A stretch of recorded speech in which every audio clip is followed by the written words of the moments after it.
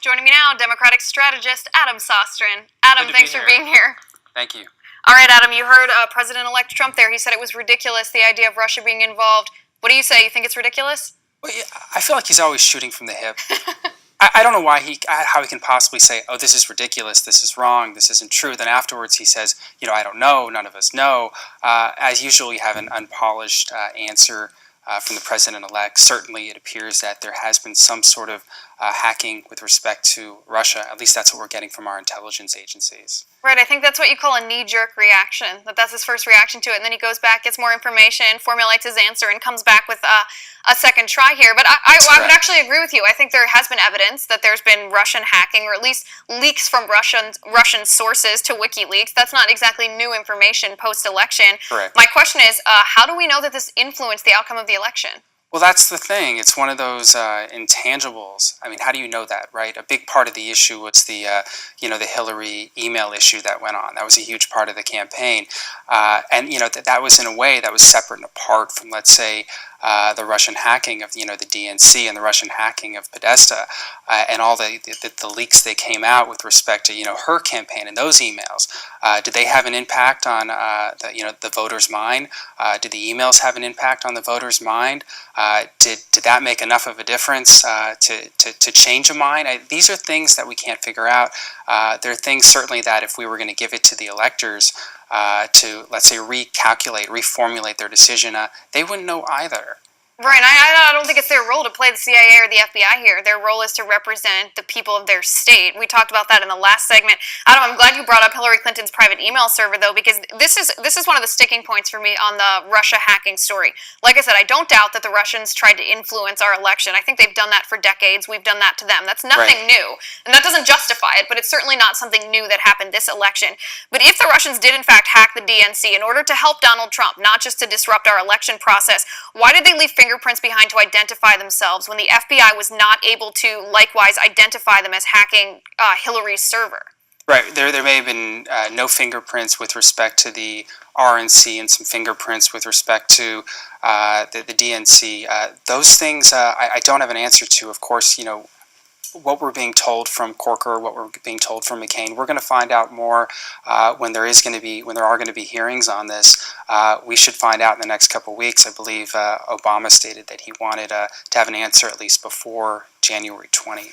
Right, and I know the New York Times claimed that the RNC was hacked. Reince Priebus said the FBI investigated that at the time that the DNC was hacked, and the FBI found no evidence that the RNC was in fact hacked. I guess that's something I want to know too. It's important to know whether it was hacked on both sides and whether it was just the Democratic emails here that were released. Right. But Adam, your colleagues on the left, they're jumping to a lot of conclusions here. They're acting like this investigation has already happened. They're acting like, oh, well, there you go. Russia handed the election to Donald Trump. Nice, neatly tied bow on his gift of the presidency. Don't you think it's a little too soon to jump to these conclusions? Well, in a way, it was a gift. I mean, I've seen the information come out with respect to the CIA response that it was designed to help Donald Trump win the election because, as soon as we went past summer, there weren't the leaks, let's say, or the hacking that I've heard about at least coming, with respect to the RNC. It just went.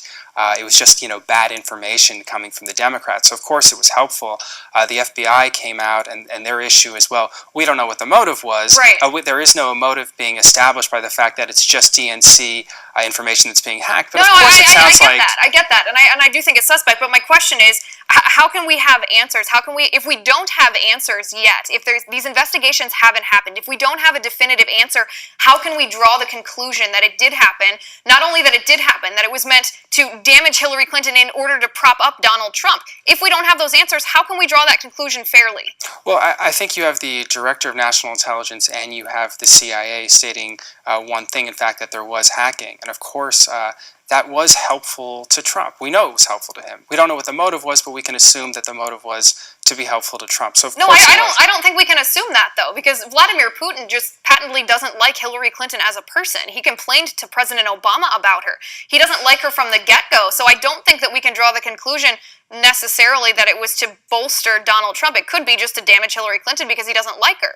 Well, I think that even throughout the course of the campaign, all the statements, of course, that have come out from Trump have been very unfortunately, have been very pro-Russia. Fortunately, though, we do have, we have, Bob Corker, we have John McCain, we have people, Paul Ryan, that see Russia more clear-eyed, that can sort of be a check to those things. But I think it was, let's say, it was in his interest to be the beneficiary of some of those leaks. Of course it was. Right. Well, no let me put it this way then. Let me put it this way. The CIA is the only intelligence agency that's making this assessment, making this announcement at the time. As we know, there are 17 total intelligence agencies in our Correct. nation.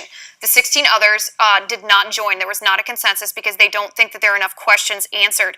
Shouldn't we wait until there's a consensus before drawing this conclusion, especially now when we're dealing with so many allegations of fake news impacting our nation?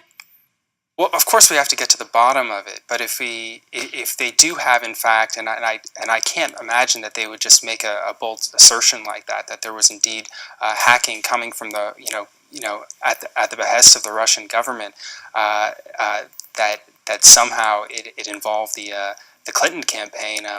Those things, of course, I think you can jump to some kind of a conclusion by Then saying, why are well, the this other is 16 unfair. intelligence agencies, why aren't they saying anything? Well, at least we know from the FBI that the issue is, well, we don't know if that was their motive. Like, as you were just saying before, there were other reasons to dislike Hillary. But when your idea is to, if you don't like one person and you're throwing these things out, obviously it's to the benefit of the other person who's running in a two-party, a two-person campaign. Right, but the CIA is accusing something different. They're accusing the Kremlin, essentially. They're accusing Russia of actively trying to prop up Donald Trump. That's different than what the FBI was saying before. The FBI was saying that they perhaps hacked, but it was with the intent to disrupt our election process, to cause the divide that we experienced in our nation. But this is a new allegation from the CIA, and it's different. But what were those things that were leaked? They were all designed to hurt Hillary Clinton.